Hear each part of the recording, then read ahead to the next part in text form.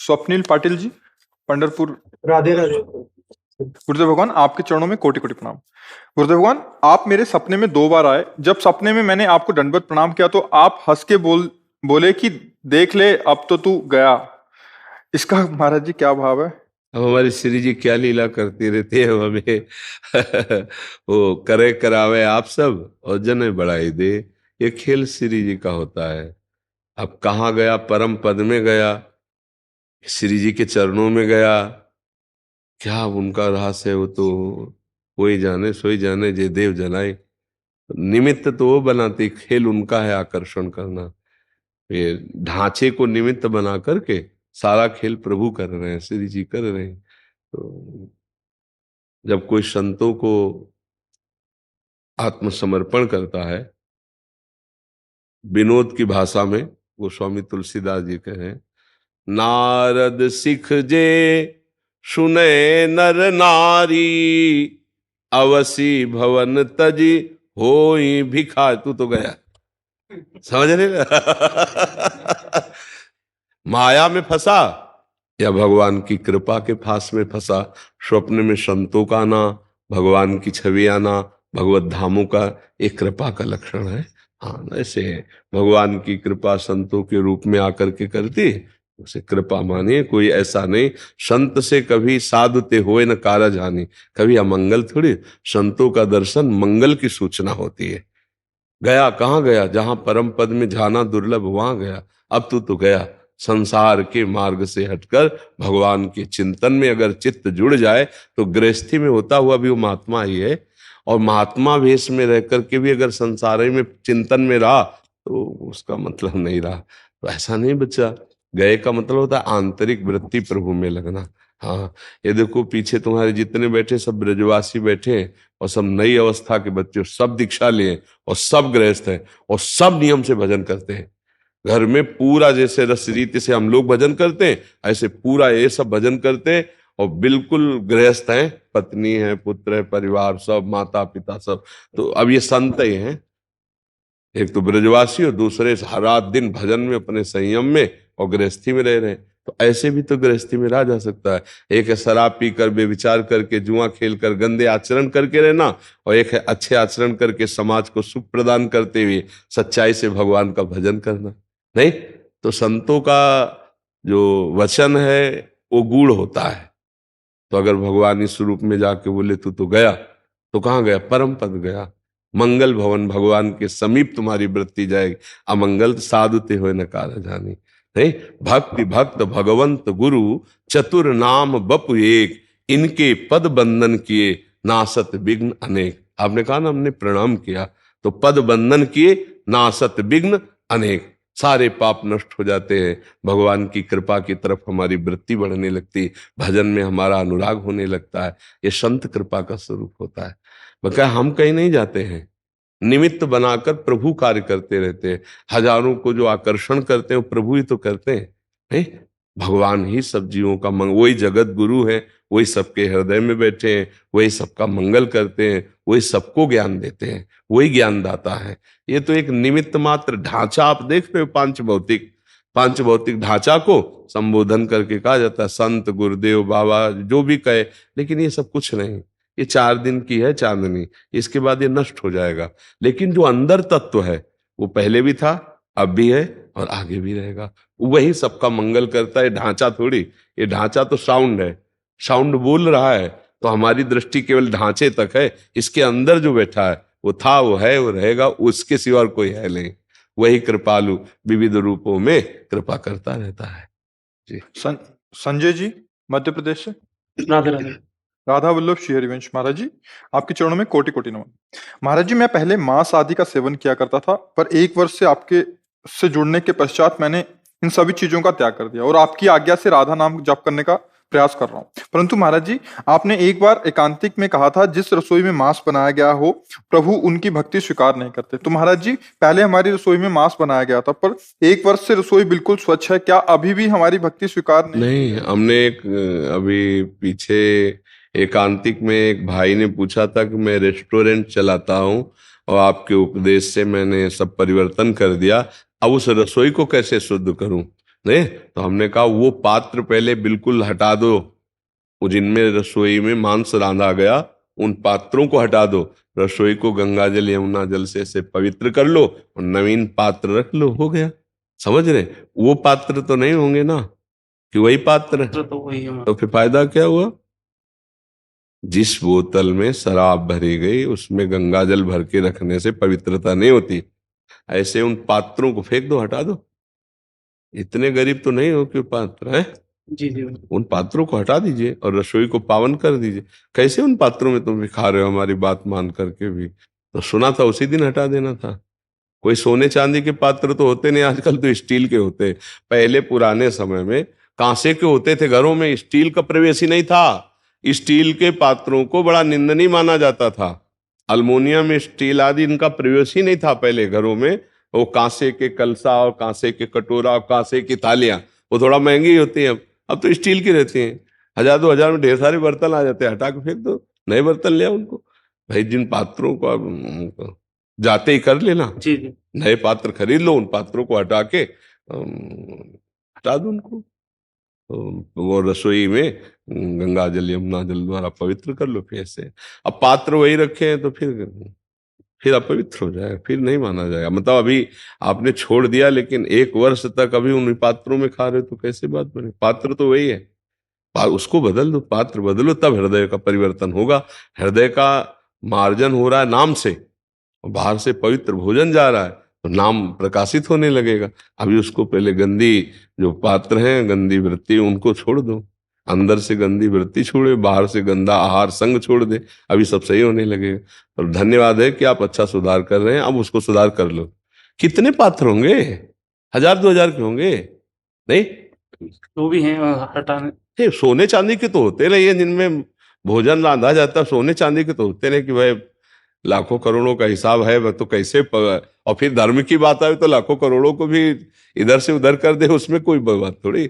हटा दो, पैसा है ना, क्या होगा? एक बटलोई होगी, एक कुकर होगा, थाली होगी, कटोरा होगा, तो 1000-2000 में सब आ जाएंगे। क्या होता है, उनको हटा दीजिए जी। राधा चरण दास जी, बिहार से। श्री हरिवंश महाराज। श्री हरिवंश गुरुदेव, आपके चरणों में दंडवत प्रणाम।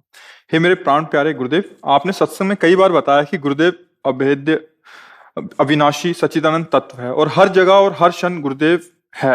ये बात जानते हुए भी मैं हमेशा सोचता रहता हूँ कि जब आपका अनंत महिमाशाली शरीर नहीं रहेगा तब मुझ अदम जीव का क्या होगा। ये बात सोचकर ही हर पल मुझे चिंता बनी रहती है, मुझे अंदर से भय लगता है। ऐसी अधिक प्रीति मन भा संदेह, ऐसा होता है। ऐसा आपको ही नहीं होता, सबको होता है। जिसको जिससे अधिक प्रियता होती है उसके वियोग को ना सहने की मतलब हृदय में सामर्थ्य ऐसे नहीं होती, वो नहीं सह सकता। वो चाहे जितना ज्ञान की बातें की जाए, जैसे गुरु से प्रेम है, गुरुदेव भगवान सामने जो बैठ करके हमें सुख मिल रहा है, वो तत्व रूप से थोड़ी हमको उपदेश देंगे, हमें डांटेंगे आके, तत्व रूप से थोड़ी डांटेंगे। तो सामने बैठ कर भाई तत्व तो अब भी है और तत्व पहले भी था और तत्व बाद में भी रहेगा, लेकिन अगर शरीर है तभी तो आप हमें देख पा रहे हो, तभी तो संभाषण हो रहा है, तभी ये आज के बाद ऐसा नहीं, तत्व थोड़ी बोलेगा, ये तो शरीर से बोलेगा, तभी तो शरीर का आश्रय लेकर ही बोलेगा। नहीं तो तत्व की वाणी समझने के लिए वो तत्व स्वरूप में स्थित होना पड़े। जैसे इस समय यहाँ शब्द हैं छाए हुए हैं, अब अभी ट्रांजिस्टर लाओ और उसको लगाओ तो यहीं से पकड़ कर वो आपको सुनाई देगा। आप ट्रांजिस्टर लखनऊ लगाओ तो यहीं से वाणी पकड़ लेगा और सुना देगा। वायु में वाणी समाई हुई है लेकिन हम पकड़ थोड़ी पाएंगे, ट्रांजिस्टर पकड़। ऐसे ही तत्व की वाणी समझने के लिए तत्ववेत्ता चाहिए, लेकिन वही तत्ववेत्ता गुरु कृपा करके जब रूप धारण करता है तब हम उस वाणी को समझ पाते, तब महिमा को समझ पाते। तो हमारी बात तो बनी रूप से ना, तो हमारी आसक्ति रूप में हो जाती है गुरु के, और ये होना ही चाहिए।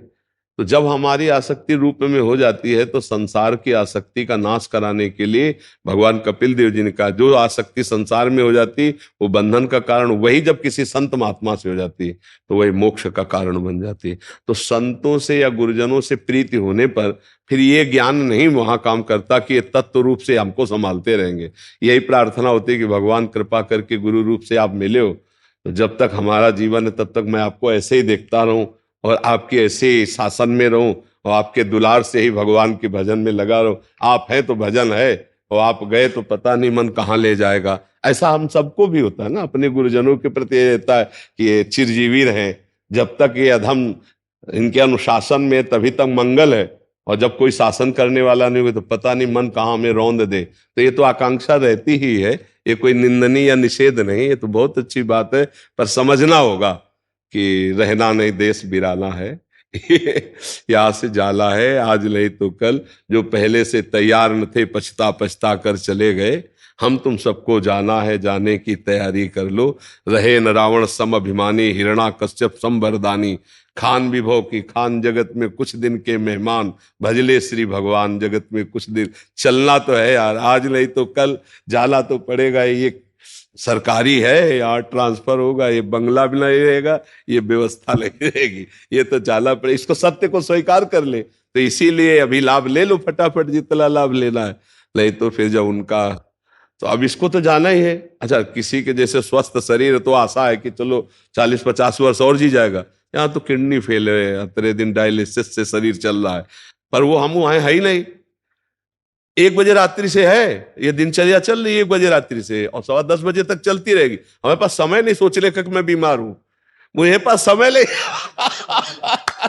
नहीं, हमारे पास समय नहीं सोचने का कि मैं बीमार हूं, वो समय ले। हाँ, ये बड़ी कृपा ठाकुर जी की। आप जैसे 1 सप्ताह से बोल रहे थे तो हम इतना घबरा रहे थे कि आप बोल रहे हैं कि छोड़ देंगे शरीर, जैसे बोलने से लगता है कि आप बोल रहे हैं क्या इस शरीर से आप मुंह मत कीजिए। नहीं, हाँ नहीं बच्चा, इसका क्या, अच्छा देखो, जैसे मकान की नींव हिल गई हो तो वो कभी भी गिर सकता है ना।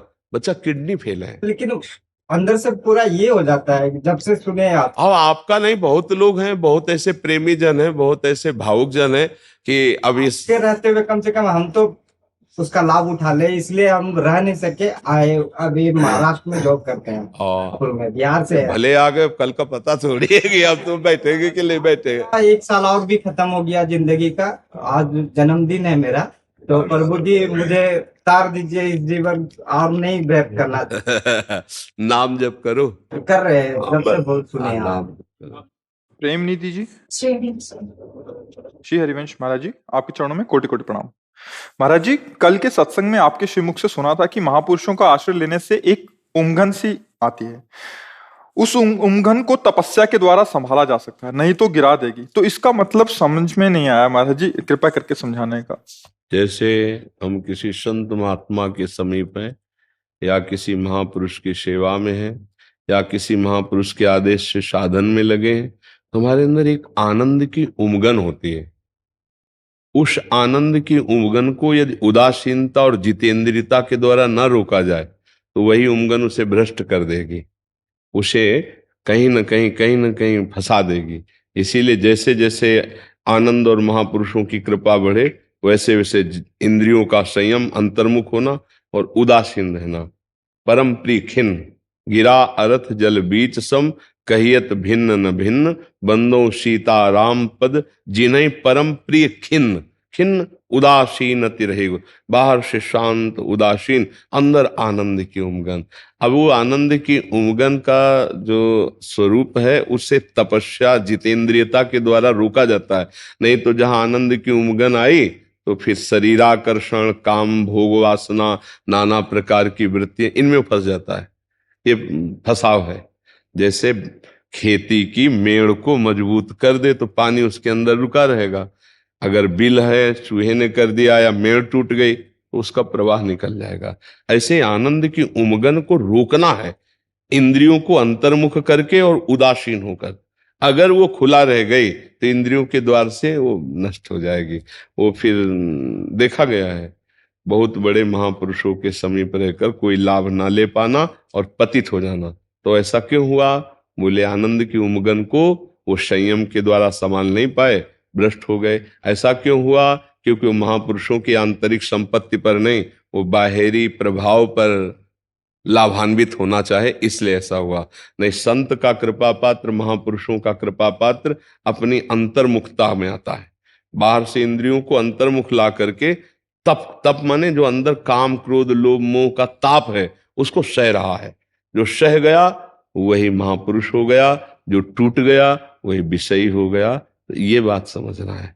भजन की उमंगन, महापुरुषों के आनंद की उमंगन उसको संभालना होता है।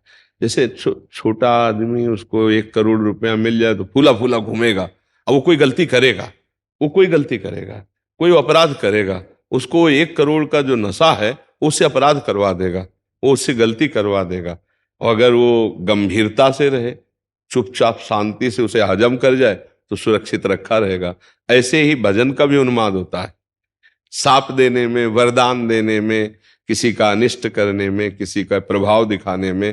तो ये कई तरह से, अगर इस तरह से नहीं तो फिर आकर्षण माया करेगी, किसी शरीर में फंस जाना, किसी भोग में फंस जाना, किसी प्रणाम नमस्कार में फंस जाना, बहुत से फंसाव हैं। तो इसलिए उदासीन, गंभीर, शांत वृत्ति से रहना, अपने अंदर के भावों को छुपाना, आए हुए अंदर के वेगों को सहना, काम का वेग, क्रोध का वेग, वाणी का वेग, उदर का वेग, जनेन्द्रिय, विविध प्रकार के वेगों को शांत भाव से, वो आनंद परमात्मा आनंद की तरफ ले जाएगा। किसका प्रश्न था? हाँ, आप समझ पा रहे हैं? हाँ, जैसे जैसे भजन बढ़े, आनंद बढ़े, वैसे वैसे उदासीन, थोड़ा भी बाहर किसी भी तरह से बहिर्मुख होकर व्यवहार ना करे। अगर व्यवहार करना है तो भागवतिक भाव से व्यवहार करे। नहीं तो जैसे होता है कि खूब भजन हुआ 4 घंटे 5 घंटे, अब थोड़ा मन को हम छूट दे देते हैं, जहां छूट दिया वैसी जगह फंसा देगा, अगले दिन भजन भी नहीं हो पाएगा और जो भजन हुआ उसका आनंद भी छीन हो जाए। जैसे जैसे भजन बढ़े, महापुरुषों की कृपा बढ़े, वैसे वैसे ऊपर से खिन्न और उदासीन, कि आदमी एक बार देख के दोबारा देखना ना चाहे कि यार कितना ये हर समय दुखी सा बना रहता है। ऐसा होना चाहिए, बिल्कुल शांत गंभीर। नारायण हरि भजन में पाचों न सुहात, विषय भोग, निद्रा, हंसी, जगत प्रीति, बहुबात। ये समझ पा रहे हैं आप? उस आनंद की उमगन को संभालने के लिए ये 5 बात अच्छी नहीं लगती। विषय भोग, निद्रा, हंसी, जगत प्रीति, बहुबात। जगत का व्यवहार बढ़ाना, बहुत सी बातें करना, खूब अच्छे अच्छे पदार्थ खाना, खूब सोना, हंसी मजाक करना, ये सब अच्छा नहीं लगता। वो गंभीर, अल्पाहार करने वाला, धर्म पूर्वक आचरण करने वाला, जैसा व्यवहार जिसके साथ उचित व्यवहार पर उदासीन, तो वो अपने आप को बचा ले जाएगा। प्राय ऐसी चतुरता नहीं होती। तो सत्संग तो इसी बात का होता है ना, कि भजन कैसे करना है, उसको करके कैसे बचाना है, बचा के कैसे उसे पचाना है, और भजन पच गया तो सिद्ध पुरुष हो गया। तो इसीलिए सावधानियां वर्णन की जाती हैं।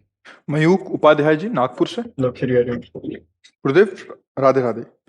महाराज जी, मेरा काम, वासना, क्रोध, लोभ, दुख और चिंता मैं आपको समर्पित कर देता हूं तो वो नाश हो जाते हैं।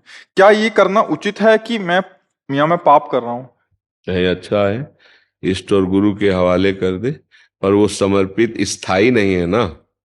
स्थायी तो तभी समर्पित होगा जब अहम समर्पित हो जाए, और अहम समर्पित होने के लिए खूब राधा नाम जपना पड़ेगा, ठीक है। गंदी बातें छोड़ना पड़ेगा, गंदे दृश्य देखना छोड़ना होगा, गंदे मित्रों का संग छोड़ना होगा, तभी अहम समर्पित होगा।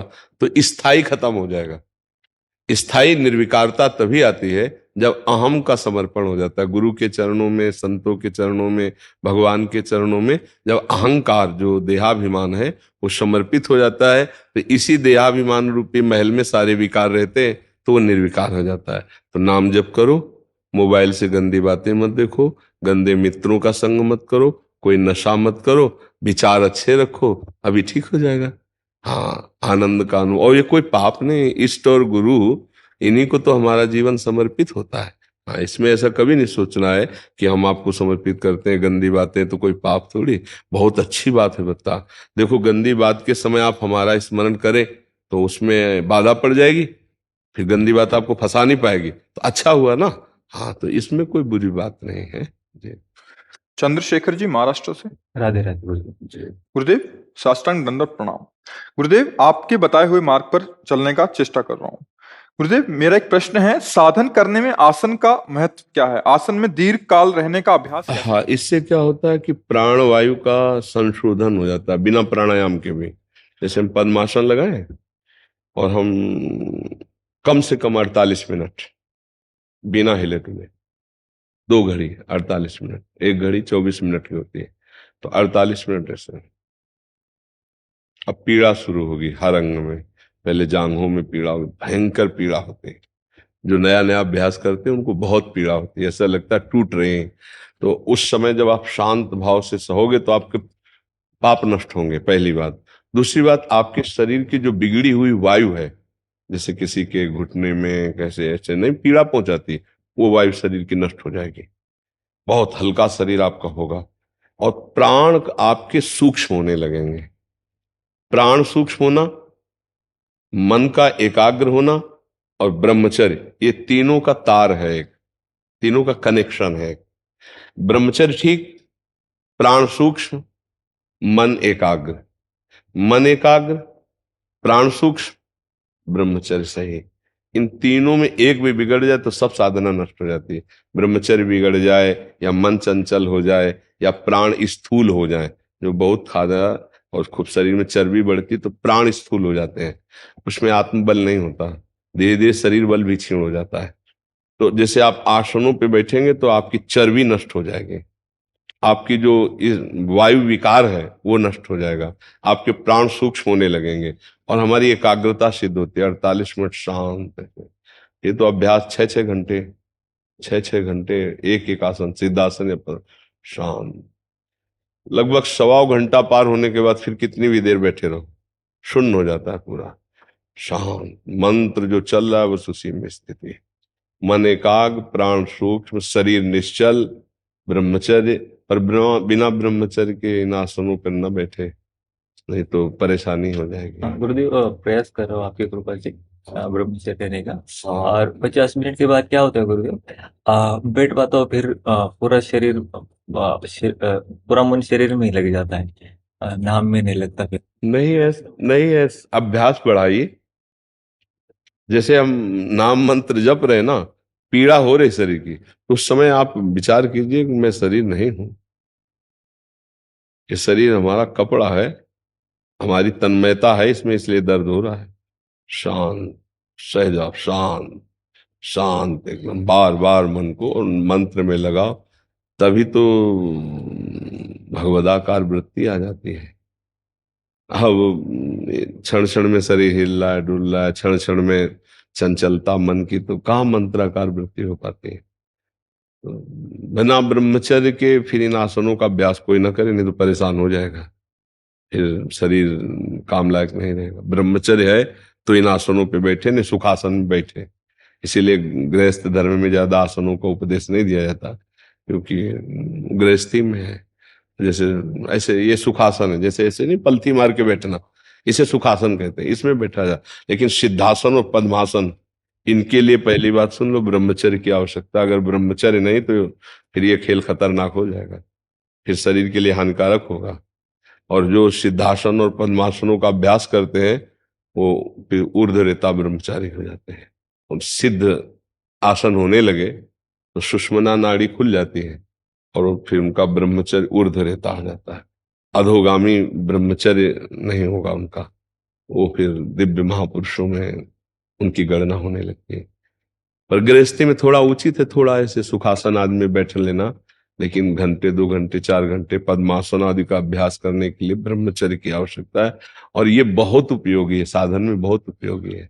आसनों में तो बैठना ही चाहिए। तो ना अन्य आसन ले सके तो जैसे 30-40 मिनट जो है वो अगर हम सुखासन में बिना हिले डुले बैठने का अभ्यास करें तो भी हो जाएगा, पलथी मार के आराम से नहीं। अगर ऐसा ना हो तो फिर सोफा में भी बैठ के हो सकता है, कुर्सी में भी बैठ के हो सकता है, पर उसमें है कि फिर अचंचल स्थिति लावे। जैसे एक बार बैठ गए आराम मुद्रा में बैठ गए, अब सामने हम बार बार मंत्र लिख रहे हैं, बस अब बैठे ही रहे। अब अगर पीड़ा भी हो रही तो थोड़ा बैठे रहे, आराम मुद्रा में बैठे रहे। 30-40 मिनट का अभ्यास धीरे धीरे करे तो, और जहां मन विचलित होने लगे तो आसन हटा दे, हमको भजन से मतलब है, फिर दूसरा आसन कर ले, पैर फैला ले, जैसे बोले वैसे। भजन नहीं छूटना चाहिए। एक क्षमता है शयन करने का अभ्यास की, तो जैसे अब ज्यादा कष्ट होने लगा तो कष्ट में मन लगने लगा, आप जैसे कहते हो, फिर हटा दे। हाँ, फिर 1-1 मिनट बढ़ाया जाता है। 1 हफ्ते 10 दिन महीना भर अभ्यास किया 30 मिनट, फिर 1 मिनट बढ़ा दिया, फिर धीरे से 10-5 दिन में 1 मिनट बढ़ा दिया, ऐसे किया जाता है। ये इकट्ठे नहीं कि आज 30 कल 40 परसों 50 मिनट फिर एकदम छोड़ दिया, बीमार हो जाओगे, फिर वायु बिगड़ जाएगी शरीर की। इसलिए बहुत सावधानी से रहे। श्री जी की कृपा से पति पत्नी ब्रह्मचर्य रहने का प्रयास कर रहे हैं। हाँ, तो फिर ये मंत्र जब जो है गुरुदेव आसन में ज्यादा अच्छी तरह से संभव हो पाता है। केवल आसन में ही ना रखे, चलते फिरते भी रखे। क्योंकि अगर आसन में ही रखोगे, आसन से खड़े हो गए, फिर साधना नहीं, तो उस समय मृत्यु हो जाए तो हमें मृत्यु की तैयारी करनी है। बात समझो, हमें साधन आसन का नहीं करना, हमें साधन चिंतन का करना है। कुछ देर आसन में, कुछ देर टहल करके, भोजन के समय, शौच के समय, स्नान के समय, हर समय हमको भगवत चिंतन में रहना है। कभी भी प्राण निकल जाए, हमारी तैयारी है जीवन मुक्त होने की, आसन सिद्ध करने की नहीं।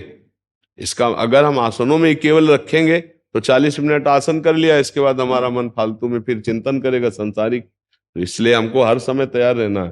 ठाड़े बैठे परे उताना, कबीर काहे हम रहे ठिकाना। ठिकाना आराध्य देव, चाहे हम खड़े हैं या बैठे हैं, हम हर समय अपने आराध्य देव में स्थित है, ऐसा ध्यान रखो। शिक्षा जी नागपुर से। राधे राधे। गुरु चरणों में कोटि कोटि प्रणाम। महाराज जी, ग्रस्त में रहते हुए बिना विवाह किए जब तक माता पिता हैं उनकी सेवा तथा बाद में घर में रहकर भजन करके भगवत प्राप्ति कर सकते हैं या निवृत्ति मार्ग अपनाना पड़ेगा?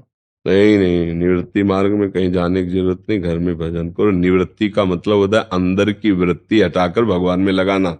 अच्छा, कहीं ना कहीं सत्संग सुन रहे हैं, कहीं ना कहीं शास्त्र स्वाध्याय कर रहे हैं, किसी न किसी महापुरुष को आदर्श मान रहे हैं, तो हमारा सब ठीक है। स्त्री शरीर है, घर में रहो, घर में पवित्रता से जीवन निर्वाह करो। और धन्यवाद है कि आप संसार के राग में नहीं फंसना चाहते, पर ये ध्यान दीजिए कि अगर संसार में आप ब्याह नहीं करते तो आपका ब्रह्मचर्य अखंड होना चाहिए। मतलब ढोल में पोल वाला खेल ना खेले। अगर अपने अंदर पुरुष के प्रति आकर्षण हो तो बढ़िया धर्म पूर्वक ब्याह करे और खूब नाम जप करे और गृहस्थी में चले।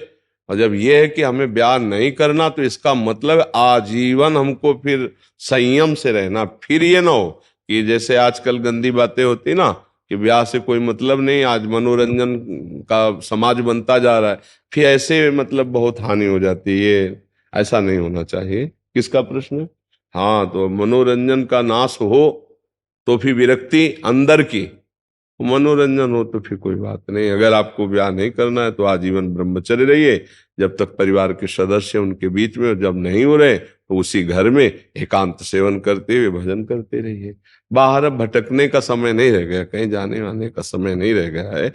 नाम जप करो, एकांत सेवन करो, परिवार की सुरक्षा में रहो, ऐसा समय है। और हमें लगता है कि अगर जरा भी संसार के प्रति राग हो तो गृहस्थी में जरूर जाना चाहिए। गंदी बात करने से अच्छा धर्म पूर्वक गृहस्थ सेवन करे जो भगवान ने मर्यादा बनाई है। देख लो आप बच्चा, सबके चरणों में दंडवत, खूब नाम जप करो, अच्छे आचरण करो, चिंता मत करो। हम सब भगवान के अंश हैं और हम जहां फंसे हैं वो भगवान की माया है, कोई और नहीं है। जिस समय हम भगवान को पुकारेंगे वो अपनी माया से मुझे मुक्त कर देंगे। मुझे डरने की जरूरत नहीं, बस ये कि गंदी बातों से बचने की जरूरत है जो हमारे हृदय को मलिन कर रही है। ये वर्तमान में गंदे नशा, गंदे आचरण, गंदी बातों से बचा जाए। ये नए नए बच्चे गंदी बातें मोबाइलों में जिससे देखते हैं तो और गंदगी बढ़ती है। इसलिए गंदी बातों के देखने से बचो, गंदी बातों के सुनने से बचो, गंदे विचारों से बचो, गंदी क्रियाओं से बचो। बस इसी का नाम माया है। इनसे बच गए तो भगवान इतने करुणामय है कि भगवान की प्राप्ति होना दुर्लभ नहीं। इससे बचाने के लिए यही साधु समागम है। खूब नाम जप करो, स्वस्थ रहो और इस जीवन का लाभ लो। सब लोग लाभ लो। जितना नाम जप कर लोगे तुम्हारे लोक परलोक में वही काम आएगा। हमारी बात मान लेना। यहाँ का बैंक बैलेंस काम नहीं आएगा, यहाँ का दोस्त काम नहीं आएगा, यहाँ की जमींदारी काम नहीं आएगी। और एक बार राम बोला, एक बार राधा बोला, एक बार हरि बोला, ये तुम्हारे काम आ जाएगा। लोक परलोक सब जगह तुम्हारा मंगल करेगा। नाम जप करो, सुखी रहो, आनंद पूर्वक। ये मनुष्य जन्म मिला है, अब हम नीचे न गिरने पावे, बहुत ऊंचाई पर आ गए। अब हम सुअर कुत्ता न बने।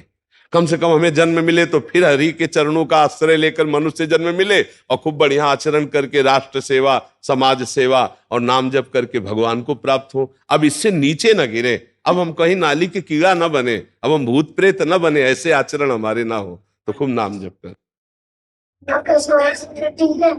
स्वास्थ्य यार, इतने लोगों में तुम ही तो जो पूछ लिए। बढ़िया है, डायलिसिस होता रहता है, आज डायलिसिस होगा। देखो आज कुछ सूजन आ गई होगी चेहरे पे, आ गई ना, क्योंकि 2 दिन हो गए, शनिवार रविवार, हफ्ते में 3 बार होता है। तो ये जो 2 दिन होते हैं फिर इसमें भारी हो जाता है। अब जैसे इस समय है ना, तो बस यही लग रहा है कितनी जल्दी जाऊं और डायलिसिस हो, क्योंकि पूरे शरीर में पीड़ा और सब सूजन आ गई ना। इधर आ गई होगी सूजन दूर से। हाँ, अब बस श्री जी की कृपा है तो चल रहा है, नहीं तो बैठने लायक थोड़ी शरीर है। अब जैसे बैठे तो आग जैसा दर्द होता है किडनी में, क्योंकि उसमें तभी तो डॉक्टर कहते हैं आराम से मुद्रा में रहो। और यहाँ रात्रि के 1 बजे से चल रहा है आराम नाम के सर।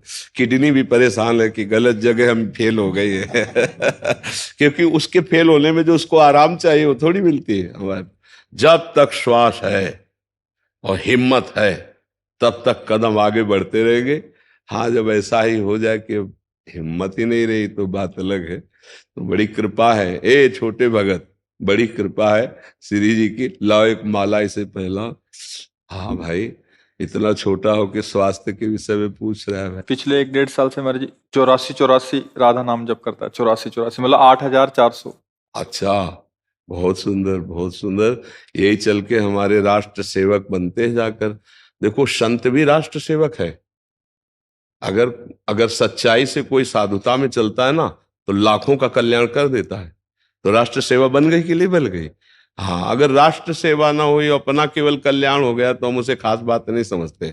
अपना तो सब पेट भर रहे हैं, चाहे मोक्ष का हो चाहे कल्याण का हो, अपने लिए तो सब। लेकिन अपना पेट भर के जो औरों का पेट भरते हैं, विशेष कमाई उनकी मानी जाती है। ऐसे ही साधुता में है, अपना कल्याण करके और फिर जगत कल्याण करते हैं। तो धन्य है वो संत जन जिनके द्वारा जगत का मंगल होता है, जगत का कल। तो जैसे बच्चा है, अब हम लोगों में साधुता कैसे आई? बचपन से संत जन आते थे तो माता पिता इनके चरण धो, चरणामृत पियो। अब उनको भोजन परोसा रहे, उनकी जूठन मिल रही, वो सत्संग सुना रहे, नाम कीर्तन करवा रहे, तो संस्कार ऐसे बने कि बचपन से भाग पड़े भगवान के मार्ग में। अगर संस्कार गलत दिए जाते तो गलत संस्कार आ जाते। एक बार एक सुल्ताना डाकू का नाटक देखा था गांव में। नाटक नौटंकी नहीं जैसे होते, तो गांव में किसी का उत्सव होता तो नाटक आया था सुल्ताना डाकू का, उसका अभिनय किया गया था। तो जब उसको फांसी की सजा अंतिम समय दी गई तो पूछा गया कि तुम्हारी अंतिम इच्छा क्या है? तो उसने कहा मुझे माँ से मिला दिया जाए। तो अधिकारियों ने समझा शायद मातृ प्रेम के कारण, तो माँ को बुलाया गया। जब माँ मिलने आई तो गले लगने के बहाने माँ की नाक काट ली दांत से। तो सबने कहा कि ऐसा क्यों किया? तो बोले मेरी फांसी लगने का कारण मेरी माँ है। एक बार जब मैं स्कूल से पेंसिल चुरा के लाया तो माँ ने कहा बहुत अच्छा बेटा, लिखने के काम में आएगी। बस मैंने समझा कि अच्छा काम है, तब से चोरी करता करता मैं इतना बड़ा डाकू बना और उसका परिणाम हुआ कि आज मैं फांसी की सजा में। अगर पहली पेंसिल में थप्पड़ मार देती और कहती गलत काम है आज के बाद कभी ना करना, तो मैं सुल्ताना डाकू ना बनता और मुझे आज फांसी ना मिलती। तो धन्य हो माता पिता जो अपने बच्चों को सच्ची शिक्षा देते हैं। अब जैसे नाम जप कर रहा है, सत्संग में आया, ये कुछ समझे ना समझे, पर ये संस्कार इसके अंदर जो है, वो अगर गृहस्थ भी रहेगा तो एक बहुत अच्छा गृहस्थ रहेगा। अगर विरक्त हुआ तो भगवान का भक्त, विशेष जगत मंगल करने वाला। मम भक्ति युक्तो भुवनम पुनातु। जैसे एक दीपक से जल जाए और 1 करोड़ दीपक जला दे तो पहले वाले दीपक में क्या अंतर पड़ जाएगा? क्या? कुछ नहीं। ऐसे ये जो भगवत प्राप्त भक्त है, लाखों को भगवत प्राप्ति करा दे तो उसमें कोई फर्क थोड़ी पड़ जाता, कोई कमी थोड़ी हो जाती। पर पहले अपना दीपक जलना चाहिए, बुझे से दीपक थोड़ी जलता है। तो पहले स्वयं सिद्ध भगवत प्राप्ति, स्वयं भगवदानंद की, तब उसकी वाणी से लाखों को भगवदानंद की प्राप्ति हो जाती है। और ये भजन से होता है, ये निष्कामता से होता है, ये बुरे आचरणों के त्याग से होता है। भेष चाहे जैसा हो, आचरण बुरे हैं तो कुछ लाभ नहीं। और भेष चाहे जैसा हो, आचरण अच्छे हैं तो वो महात्मा है, वो संत है। भले वो पैंट शर्ट में हो सकता है, वो धोती कुर्ता में भी हो सकता है। ऐसे ही पापी किसी भी वेश में हो सकता है। कालनेमी ने भी तो साधु का वेश धारण किया था। तो ऐसे हमारा उद्देश्य ठीक है तो हम महात्मा है, हमारा उद्देश्य ठीक नहीं तो वेश से कोई खास बात नहीं होती है। जी किशन जी काशी से। श्री हरिवंश। श्री हरिवंश महाराज जी अब तक गलत रास्ते पे थे, हमें निकलने का तरीका बताएं, आप कैसे निकलें? अगर आप इतना जान गए हो कि मैं गलत रास्ते में चला गया हूं तो लौटने का रास्ता तो आपको पता ही है ना।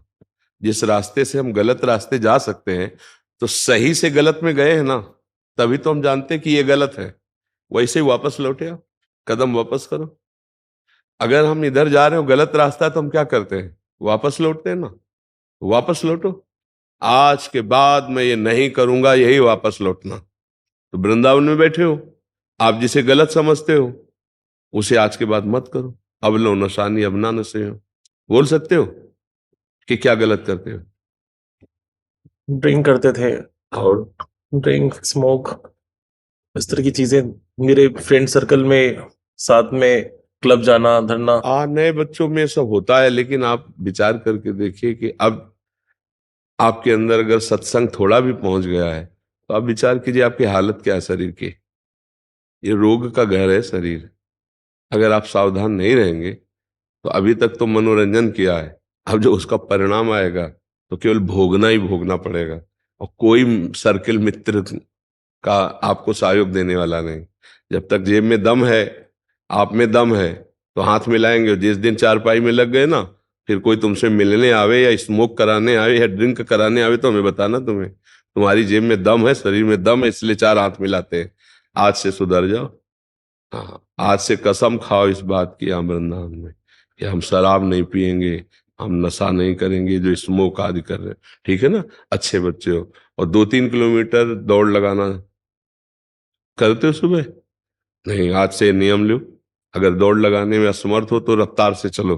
देखो शरीर स्वस्थ रहेगा ना तो धर्म कर पाओगे, भजन कर पाओगे। इसे स्वस्थ शरीर नहीं कहते। आपका शरीर अस्वस्थ है, शरीर में अधिक चर्बी बढ़ जाना, शरीर का अधिक वजन बढ़ जाना, ये आपके जो मेन अंग हैं उन पर इसका प्रभाव पड़ेगा। लीवर है, किडनी है, हार्ट, इन पर प्रभाव पड़ेगा। अधिक चर्बी है, शरीर के लिए ठीक नहीं है। तो आप दौड़ लगाओ। जैसे बाहर दौड़ने को न मिले तो आजकल वो ट्रेडमिल उसमें दौड़ो, ठीक है। और नशा मत करना। आप हमारे सामने कसम खाइए, कसम खाते हैं। हाँ, इसका निर्वाह करना। गुरुजी एक रिक्वेस्ट है मेरी, हाँ। समझ नहीं आता जब चीजें, कोशिश बहुत बार करते हैं कि हमको पता है ये बंदा सही नहीं है मेरे लिए, ये सिर्फ ऑफिशियली हम मिल रहे हैं, पर कोशिश करते हैं 10 दिन बाद वापस उसी ट्रैक पे आ जाता है। नहीं, छूट ही नहीं पाता। जैसे भजन कीर्तन स्टार्ट करते हैं फिर 15 दिन बाद वापस नॉर्मल हो जाता है। तो हम अपने आप को निराश नहीं रखना। 15 दिन बाद वापस आए ना, फिर 16वें दिन वापस चढ़ेंगे ना हम, तो अगली बार 20 दिन हम वापस नहीं आएंगे। फिर अगली बार हम 30 दिन, एक दिन हम स्थित हो जाएंगे। हमको निराश नहीं होना, हताश नहीं होना। गुरुजी एक्सेप्ट कर लीजिए हमको। नहीं, हम देखो बच्चा, हम नहीं रह पा रहे हैं, नहीं समझ में आ रहा हमको। देखो कमजोर बनोगे तो फिर हम कैसे साथ, आपको हमारा साथ देना होगा, आपको डटना होगा। अगर आप ये कह दे कि अब हमारे सामने मित्र आ जाएगा मैं उसके साथ क्लब चला ही जाऊंगा, हमारे सामने कोई फ्रेंड आ गया तो हम ऐसा कर ही लूंगा, तो अब फिर हम असमर्थ हो जाएंगे। देखो हमारे पास नाटकबाजी, जादू, तमाशा, ड्रामा नहीं है, अध्यात्म का है। सत्य बात यह है कि उपदेश श्री कृष्ण का और स्वीकार अर्जुन का करना। रथ हम हाकेंगे लेकिन बाण तुम्हें चलाना होगा। बात समझे ना? जब हमारी आपकी मित्रता श्री कृष्ण और अर्जुन जैसी हो तो बात होगी। हम वही रथ खड़ा करेंगे जहां तुम्हारा कल्याण होगा, लेकिन जहां तुम्हारा अकल्याण जिनसे होता है उनको तुम्हें छोड़ना होगा, है ना? उसके लिए तुम्हें हमें साथ देना होगा। तुम्हें इतना कमजोर नहीं होना कि अब यार कहेगा, दोस्त कहेगा तो फिर महाराज जी आपकी कसम टूट जाएगी, तो फिर हम हार जाएंगे और तुम हार जाओगे। अगर आप ये साथ दोगे कि जो मैं वचन दे दिया प्राण त्याग सकता हूं, कभी नहीं करूंगा, आपसे बढ़कर कोई मित्र नहीं है। सोचो, देते वचन। हाँ, एक बात समझो, हमसे बढ़कर तुम्हें दोस्त नहीं मिलेगा। इसलिए नहीं मिलेगा कि देखो हम धन से बड़े नहीं हैं, हम तन से बड़े नहीं हैं, हमारे भगवान है, इस बात से हम बड़े हैं कि हम प्रभु के दास हैं। आप भी श्री भगवान के हो, समझ रहे हो? तो हमारी तुम्हारी दोस्ती सहज है, ड्रामे वाली नहीं है। और हम तुम्हारे मंगल के लिए कह रहे हैं, तुमसे कुछ लेने के लिए नहीं, तुम्हें महान बनाने के लिए। जहां तुम गिर चुके हो वहां से खड़े करने के लिए। तो हमारी बात केवल मान लो, जैसे हम आपसे कह रहे हैं कि आप शराब मत पीना, तो इसके साथ हमारा पावर भी आपके साथ है। केवल इतना ही नहीं है, आप जो कह रहे हैं कि मैं नहीं पीऊंगा, तो इसके साथ आप देखना पावर भी है, पर आपको कदम लड़खड़ाने नहीं है। अगर लड़खड़ा दिया तो बात नहीं होगा, नहीं तो लाखों लोग, आप ही नहीं हो, लाखों लोग ऐसे जो मिलते हमसे बात के हैं और पहले सुधर चुके हैं। आप तो आज कसम खा रहे हो, यहां सैकड़ों हजारों लोग ऐसे आ चुके हैं जो एक कह चुके हैं कि मुझे 6 महीना हो गए सब छोड़े, मुझे साल भर हो गया छोड़े, और तब वो हमसे मिले। इसका मतलब क्या हुआ? केवल YouTube से सुनकर के मात्र वो अपने जीवन को संभाल लिए। क्यों? क्योंकि उन्होंने हमारा साथ दिया, हमारी बात मान ली। इसलिए तो हमारी बात न मानोगे तो बच्चा, देखो कई बार कहा है कि जैसे वो भागवत के पोस्टर लगे होते ना, तो उसमें दिखाई देता ना ऐसे संत बनाओ, ऐसे तेज निकलता, नहीं दिखाई देता। लोगों को ऐसा कुछ भ्रम है कि साधु महात्मा कुछ ऐसा जादू तमाशा, कुछ नहीं है। हम जो कह रहे हैं वो मान लो, ये चमत्कार हो जाएगा। आजकल क्या है, संसार नाटक बहुत पसंद करता है, और हम तुम्हें फिर ही बता रहे हैं राधा राधा जपो, और ये सब तो लगता है कि यार मतलब अरे अभी लाल कलावा अलावा कपड़ा पड़ा नीला लाल फाल करके कई गांठ लगा के ना, ये देखो तुम ये ले, उसमें कुछ नहीं, लेकिन तुम सफलता का प्रतीक मानोगे कि मान, यही संसार का स्वरूप है। सच्चाई कह रहे हैं, न कोई राख न कोई दुनिया का नाटक, तो कम समझ में आएगा। और इससे अगर मान गए तुम, तो माया पर विजय प्राप्त कर लोगे। आज संसार ड्रामे को पसंद करता है बच्चा, नाटक को पसंद कर। ऐसा नहीं बच्चा, तुम करो पाप और कोई तुम्हें संभाल दे, ऐसा नहीं बच्चा। अवश्य में भोक्तव्यम कृतम कर्म शुभाशुभम। साधु के संग से तुम्हारे कर्म उज्जवल होने चाहिए, साधु के संग से तुम्हारे विचार उज्जवल होने चाहिए, साधु के संग से तुम में अध्यात्म शक्ति आनी चाहिए। ये साधु का संग होता है। साधु का संग ये जंतुर मंत्र वाला थोड़ी होता है, ये भस्म राखी वाला नहीं होता। वो तुमको साधु बना देगा। करे सद्यते साधु समाना, भगवान और भगवान के भक्त अपने समान बना देते हैं। तो अच्छे बन जाओ, गलत आचरण खुद त्यागो, तुम में सब हिम्मत है, तुम सब कुछ कर सकते हो। अपने को भूल चुके हो, इसलिए ऐसी हालत हो चुकी है। जो तुम में सामर्थ है वही यहां सामर्थ है, वही बड़े बड़े महापुरुषों में सामर्थ है। तुमने अपनी सामर्थ खो दी, भूल करके माया में खो दी। उसे जागृत करो, राधा राधा कृष्ण कृष्ण राम राम हरि हरि, इसी से अभी जागृत हो जाएगी। अंदर की जलन को शांत करने के लिए भगवान ने युक्तियां दी। वही अनुभव, वही युक्तियां, वही भजन का वही आपको दे रहे हैं। तो सत्य वस्तु को स्वीकार करने से आप स्वयं महान हो जाएंगे, किसी के सहयोग की जरूरत नहीं पड़े। आप खुद इतने मजबूत बन जाओ कि दूसरों को संभाल सको, तुम्हें किसी के आगे रोना ना पड़े। समझ रहे हो ना? ऐसे मजबूत तुम भगवान के अंश हो। ये देह तो कल नहीं थी और कल नहीं रहेगी, ये आज है, वर्तमान में है। अव्यक्तादीन भूतानि व्यक्त मध्यानि भारत, अव्यक्त निधनान्य तत्र का परिदेवना। ये सब शरीर पहले नहीं थे, ये बाद में भी नहीं रहेंगे। वो अव्यक्त आप भी है, वो पहले भी था और वो आगे भी रहेगा। वही तू है, कोई और नहीं, परमात्म तत्व है। तो जाग, अपने स्वरूप में जाग। ये विषय, ये नाना प्रकार की गंदी बातें तुझे गिरा चुके हैं, तू उठ खड़ा हो और रौंद दे इनको। रौंदने की सामर्थ्य तेरे में है। कुसंग के कारण तू इतना कमजोर हो चुका है, बात समझ लीजिए। हमारी दशा बहुत बिगड़ चुकी है कुसंग से। अब सत्संग भगवान ने दिया, आप पर कृपा न होती तो सत्संग न मिलता। अब सुधार कर लो, राधा राधा नाम जप करो। और देखो हम जो कह रहे हैं, ये भजन की तरह हमारी बात मानना। 2-3 किलोमीटर ट्रेडमिल में या ऐसे दौड़ो, और कभी भी ऐसे पदार्थ मत खाओ जो तुम्हारी बुद्धि को, तुम्हारे स्वास्थ्य को खराब करे। अभी ज्यादा अवस्था तो आपकी होगी नहीं। कितनी अवस्था है? 32। हाँ, तो अभी जवान हो। और देखो, बहुत ज्यादा शरीर को इस तरह से फैलाना अच्छा नहीं।